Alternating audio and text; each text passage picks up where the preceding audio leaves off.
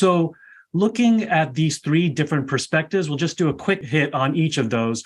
So if you're thinking about EGPA from the perspective of eosinophilic diseases, EGPA lives in a constellation of eosinophilic diseases, some of which are single organ with less eosinophilia, systemic eosinophilia, and some of which are truly systemic eosinophilic diseases. On the slide, you can see some of these. This isn't all of the diseases that can cause eosinophilia, but it's a nice sampling of them.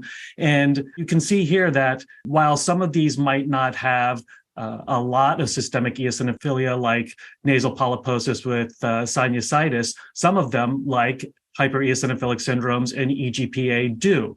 So when you are looking for your high eosinophil counts, you might be starting to think, is this hypereosinophilic syndrome or EGPA? That might give you one clue as to the diagnosis, as opposed to if you're a pulmonologist or allergist dealing with asthma, in the center of your roadmap is usually eosinophilic asthma when you are thinking about respiratory symptoms with eosinophilia.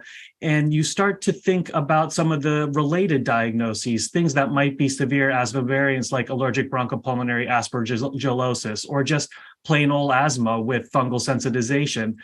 But then you may notice that maybe this patient has more systemic features. Maybe I'm dealing with EGPA, or maybe I'm seeing not systemic features, but some pulmonary infiltrates, single organ involvement. Maybe I'm dealing with chronic eosinophilic pneumonia.